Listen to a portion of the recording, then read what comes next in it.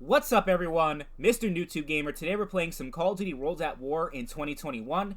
In this commentary, I'm going to talk about the state of the game after 13 years, if there's actually still an active player base, if people are still playing this game after all this time, and how the overall experience holds up in the year 2021 after all the CODs we've seen over the years since World at War.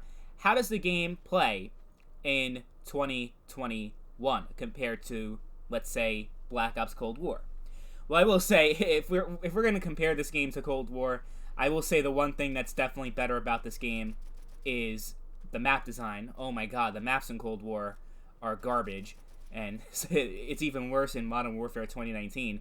Yeah, we've had some really shitty map design in the Call of Duty games that we've had in recent years. World at War, just almost every map was amazing. The only maps I really don't like in this game are the ones where you're playing like a regular 6v6 game, right? So it's 12 players, but it's also a giant-ass map that looks like it belongs in Battlefield, and it has all the tanks and shit. This map has tanks, but I feel like the size of the map, it really works well for 6v6, and most maps in this game, really, they play very well. So that's the one thing about World at War that's just so much better than recent Call of Duty games. And as far as the gunplay and the movement, that's where it really, I guess you could say it hasn't aged very well, though I don't really have, like, much of a problem playing it, even though the movement's kind of stiff. I don't know if you can tell by the gameplay, but at least, like, when you're actually playing the game, it just feels so slow, and it feels like, it doesn't feel right. Like, even Black Ops 1 feels a lot more smooth than World at War when we're talking about the overall movement. The gunplay, I think the gunplay is still okay.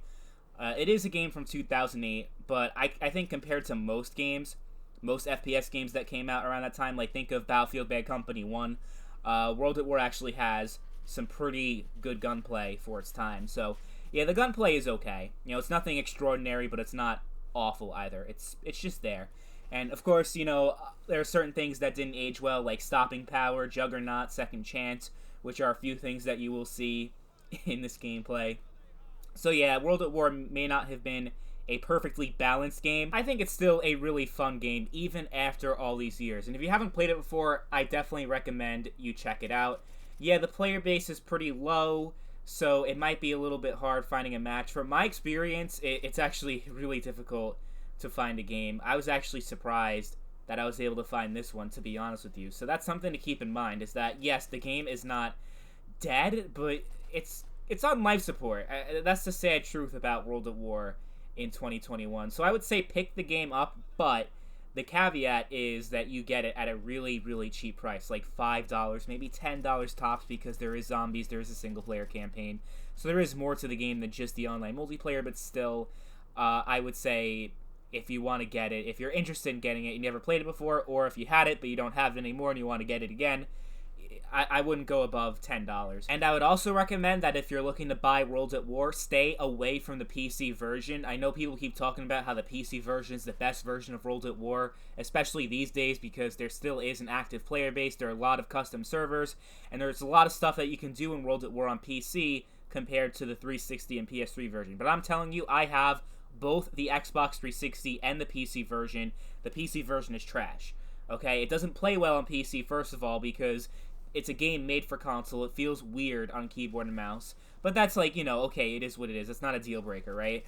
But even the custom servers that you see in World at War, it's not World at War. It's not the traditional World at War experience or a traditional Call of Duty experience, really. It's just fucking, it's a mess. That's what World at War on PC is, because the custom servers you do see, they take 6v6 maps and have 48 players, 64 players in those tiny ass maps. Now, there's certain maps in World at War that you can argue they kind of work, because, like I said, there are some really big maps in the game that you could say are not meant for 6v6, but, no, even like a 6v6 map that really doesn't need more than 12 players, these custom PC servers just have a whole bunch of players, and it's a mess, and you're dying every second because there are just too many fucking players in the game, and it's not fun. In my opinion, it's not fun at all.